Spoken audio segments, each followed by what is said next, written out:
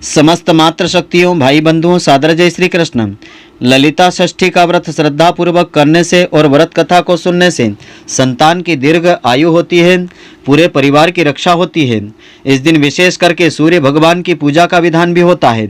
इस दिन सूर्य नारायण देवता की पूजा करने से समस्त नेत्र रोग नष्ट होते हैं और कुष्ठ जैसे महारोग भी नष्ट हो जाते हैं। तो मित्रों, आज आपको हम बताएंगे ललिता षष्ठी कब रहेगी, इस दिन पूजन अर्चन आपको किस प्रकार से करना चाहिए जिससे माता ललिता देवी का आशीर्वाद सदैव आपके परिवार के ऊपर बना रहे।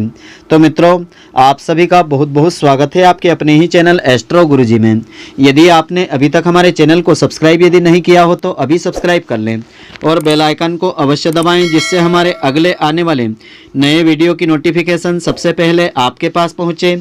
आप नित्य नई नई ज्ञानवर्धक जानकारियाँ व नित्य का राशिफल हमारे चैनल से प्राप्त करते रहें। तो दिनांक 2 सितंबर 2022 शुक्रवार के दिन ललिता षष्ठी मोरियाई छठ रहेगी। इसे मोरियाई छठ सूर्य षष्ठी व्रत भी कहते हैं। यह व्रत संतान प्राप्ति दिलाने वाला व्रत है और संतान के जीवन को खुशहाल बनाने वाला व्रत भी कहा गया है। तो आदि शक्ति त्रिपुरा सुंदरी माँ ललिता देवी सभी 10 महाविद्याओं में से एक है। पुराणों के अनुसार माता की 2 भुजाएं हैं, वे गौर वर्ण और कमल पर विराजित रहती है। इनकी उपासना भाद्रपद मास शुक्ल पक्ष की षष्ठी तिथि को की जाती है। तो प्रातःकाल स्नान के बाद माता का श्रृंगार करके विधिवत इस दिन पूजन करना चाहिए।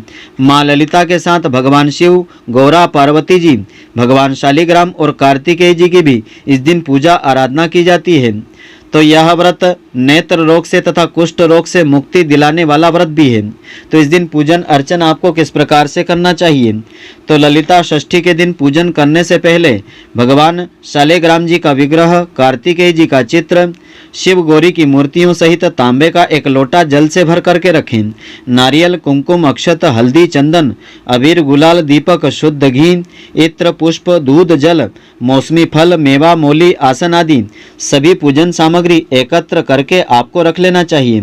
तो सबसे पहले दैनिक कार्यों से निवृत्त होकर के सूर्योदय से पहले स्नान कर लें और सूर्य देवता को जल अर्पित करें। सूर्य देवता को जल अर्पित करते हुए मंत्रों का जाप करें। ओम घृणी सूर्याय नमः, भास्कराय नमः, दिवाकराय नमः, आदित्याय नमः। इस प्रकार से उच्चारण करने से सूर्य देवता की विशेष कृपा मिलेगी। समस्त नेत्र रोगों का नाश होगा, कुष्ठ आदि महारोगों का भी नाश होगा। तो इस दिन स्नान आदि करने के बाद स्वच्छ वस्त्र धारण करें और अपने घर के ईशान कोण, पूर्व या उत्तर दिशा में मुख करके बैठ करके पूजन करें। ललिता षष्ठी के दिन 16 उपचार के द्वारा माता ललिता जी का पूजन करें। माता ललिता जी के साथ स्कंद माता और शिव जी का पूजन भी करें। तो इस दिन कई जगहों पर विष्णु जी, शिव जी और गौरी पार्वती जी का चंदन से पूजन का विशेष महत्व होता है। तो इस दिन पूजा के दौरान इस मंत्र का जाप आपको करना चाहिए। ओम ह्रीम षष्ठी देव्ये नमः स्वाहा। इस षष्ठी देवी का इस मंत्र के द्वारा आपको पूजन करना चाहिए। पूजन के बाद मालपुआ, खीर, मिठाई का भोग अर्पित करके प्रसाद वितरित करना चाहिए। अंत में माता का ध्यान करते हुए इस मंत्र का आपको जाप करना चाहिए। मंत्र इस प्रकार से है। ओम श्रीम ह्रीम क्लीम ऐं सौः। ओम ह्रीम श्रीम कम इम लम इम रम सम हम सह ह्रीम सकल ह्रीम सोम ऐं लीम क्लीम श्रीम नमः। इस मंत्र का जाप आपको करना चाहिए।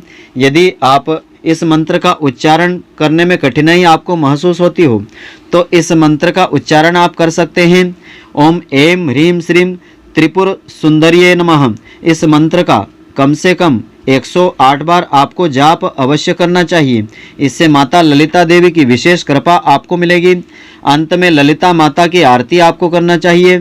इस दिन शिव चालीसा, ललिता चालीसा का पाठ करना बहुत ही उचित रहेगा। इस दिन ओम घृणी सूर्याय नमः मंत्र का जाप अधिक से अधिक संख्या में अवश्य करें। पूजन के अंत में संतान सुख की प्रार्थना करते हुए देवी ललिता को नमस्कार करें और अपनी मनोकामना भी आपको कहना चाहिए। इससे माता ललिता का आशीर्वाद मिलेगा। तो इस दिन श्रद्धा पूर्वक पूजा आराधना करने से आपकी सभी मनोकामना माता ललिता देवी की कृपा से पूर्ण हो जाएगी। तो इस दिन श्रद्धा पूर्वक पूजा अर्चना करने के पश्चात माता ललिता देवी की इस पौराणिक व्रत कथा को सुनना चाहिए। पौराणिक कथा के अनुसार देवी ललिता आदि शक्ति का वर्णन देवी महापुराण से प्राप्त होता है। इनकी पौराणिक कथा के अनुसार नैमिषारण्य में एक बार यज्ञ हो रहा था। जहाँ पर दक्ष प्रजापति के आने पर सभी देवतागण उनका स्वागत करने के लिए उठे, लेकिन भगवान शंकर वहाँ होने के बावजूद भी नहीं उठे। इसी अपमान का बदला लेने के लिए दक्ष ने अपने यज्ञ में शिवजी को आमंत्रित नहीं किया, जिसका पता माता सती को चला और वो बिना भगवान शंकर से अनुमति लिए अपने पिता राजा दक्ष के घर पहुंच गई। उस यज्ञ में अपने पिता के द्वारा भगवान शंकर जी की निंदा सुन करके और खुद को अपमानित होते देख करके उन्होंने उसी अग्नि कुंड में कूद करके अपने प्राणों को त्याग दिया।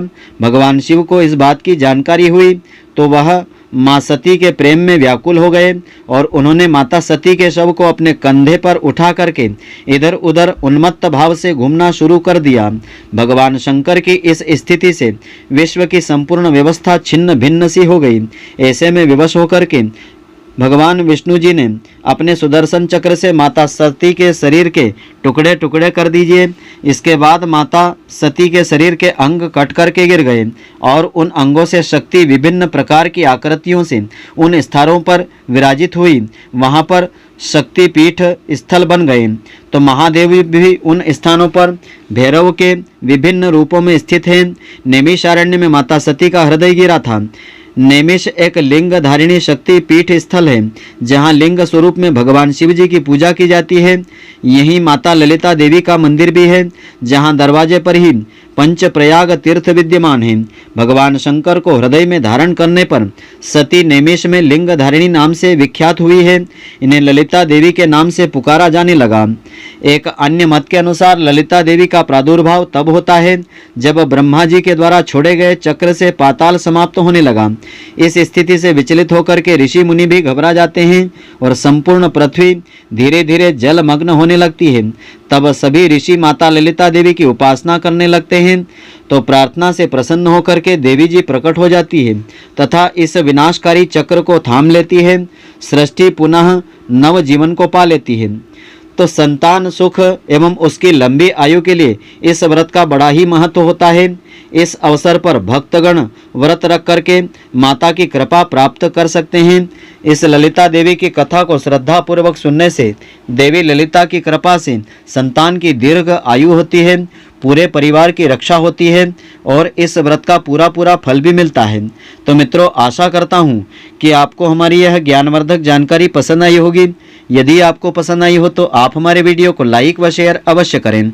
धन्यवाद। जय श्री कृष्ण मित्रों, फिर मिलेंगे।